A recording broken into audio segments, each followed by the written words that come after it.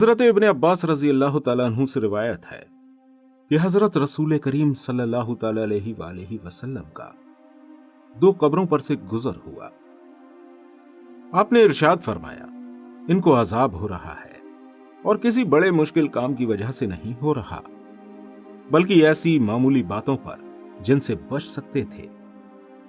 फिर आपने इन दोनों के गुनाहों की तफसील बताई कि इन दोनों में एक पेशाब करने से पर्दा नहीं करता था और एक रिवायत में है कि पेशाब से बचता नहीं था, और ये दूसरा चुगली करता फिरता था। फिर आप सल्लल्लाहु अलैहि वसल्लम ने एक तर टहनी मंगाकर बीच में से उसको चीर कर आधी एक कब्र में गाड़ दी और आधी दूसरी कब्र में। साहबा इकराम ने अर्ज किया कि या रसूल अल्लाह, आपने ऐसा क्यों किया? इरशाद फरमाया कि शायद इन दोनों का अजाब इनके सूखने तक हल्का कर दिया जाए। हजरत अबू सईद खुदरी रजी अल्लाह तआला अन्हु रिवायत फरमाते हैं कि एक दिन हमारे और आपके प्यारे आका हुजूर अकरम सल्लल्लाहु अलैहि वसल्लम तशरीफ लाए तो आपने लोगों को देखा कि वो खिलखिलाकर हंस रहे हैं, जिसकी वजह से उनके दांत बाहर निकले हुए हैं। उनका ये हाल देखकर आप सल्लल्लाहु अलैहि वसल्लम ने इरशाद फरमाया कि खबरदार, बिलाशुबा अगर तुम लज्जतों को काटने वाली चीज यानी मौत को बहुत ज्यादा याद करते तो तुमको मैं इस हाल में ना देखता।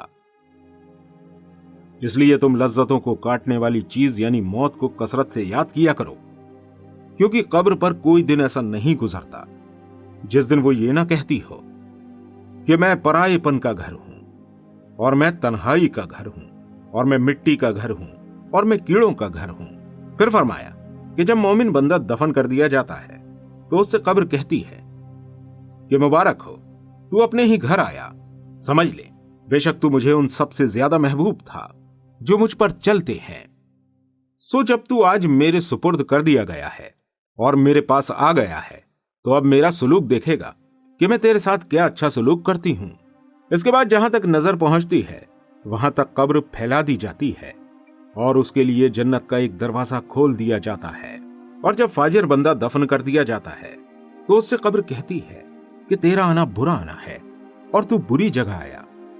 समझ ले कि मुझ पर चलने वालों में तू मुझे सबसे ज्यादा नापसंदीदा था। सो अब जब तू मेरे सुपुर्द कर दिया गया है और आज मेरे बस में आ गया है, अब तू देखेगा कि मैं तुझसे क्या मामला करती हूं। इसके बाद वो उसे इस तरह भींचती है कि उसकी दाईं पसलियां बाईं पसलियों में और बाईं पसलियां दाईं पसलियों में घुस जाती है।